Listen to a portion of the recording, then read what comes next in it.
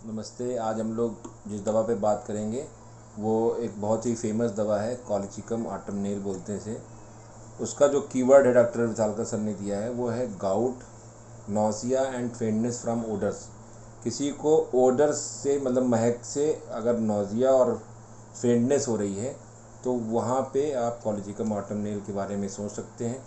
इसकी sensitivity all external impressions को लेके, जैसे लाइट को लेके है, ओडर्स को है, नॉइज़ है, इवन आप इसको मेंटल सेंसिटिविटी रूडनेस को लेके भी हो सकते हैं।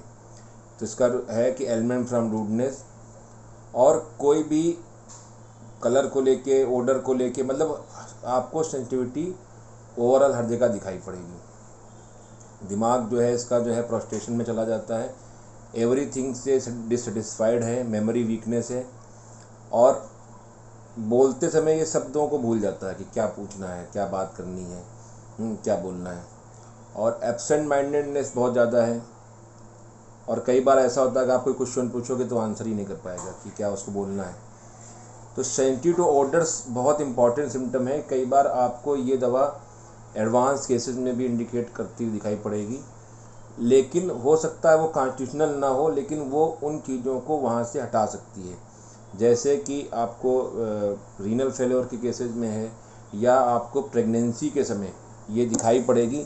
ज़रूरी नहीं है कि आपको हर बार यही देनी है। कई दवाएं और भी हैं जिनको फूड की स्मेल से प्रॉब्लम होती है, जैसे CPI है। लेकिन अगर आप इसको सही से पकड़ लेते हैं तो आपको इसको प्रिस्क्राइब करने में कोई प्रॉब्लम नहीं होगी। इसमें मैंने सबसे पहले एक वर्ड बोला था कि गाउट, तो यहाँ पे आपको नोडोसाइट्स मिलेंगे, और इसके जितने भी पेन हैं वो जैसे लगता है बिजली की करंट की तरह, जैसे पेशेंट बोलेगा करंट सा लगा। तो ये बहुत इम्पॉर्टेंट है कि अगर आपको इस तरह से कुछ मिल रहा है। और दूसरा, इसमें आपको जैसे जो हम लोगों की सोसाइटी है जैसे भारत में, तो यहाँ पे कुछ लोग हैं वेजिटेरियन, कुछ लोग नॉन वेजिटेरियन। तो ये उन वेजिटेरियन पे भी काम करेगी जिनको कम, जैसे वो कहते हैं कि कहीं से भी अंडे की महक आ रही है तो बहुत दिमाग ख़राब होता है।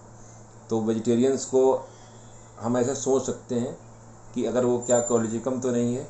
और दूसरा इसमें एक आपको मिलेगा, मैंने जैसे पहले सबसे पहले बोला था गाउट, तो गाउट के सिम्टम बहुत मिलेंगे कि गाउट के जो इन्फ्लामेशन है, नोडोसाइट्स मिलेंगी, गांठें निकल आती हैं। और इसीलिए इसको आप कंपेयर कर सकते हैं लाइकोपोडियम के साथ, बेंजोइक एसिड के साथ, सीपिया और बर्बेरिस। और विथालकर सर ने इसको फोकस किया है गाउट के ऊपर, और इसकी जो फेंडनेस है या ओडर से जो नौजिया फील होती है उस पर बहुत फोकस किया है। इस दवा का छोटी सी दवा है, पढ़िए, बड़ा इम्पॉर्टेंट है। इसका जो मेन कैरेक्टरिस्टिक सिम्टम है इसको हम रूल आउट या रूल इन भी कर सकते हैं, स्मेल से या ओडर से या ओवर सेंसिटिविटी, चाहे रूडनेस को लेके हो, किसी चीज़ को लेके। Thank you.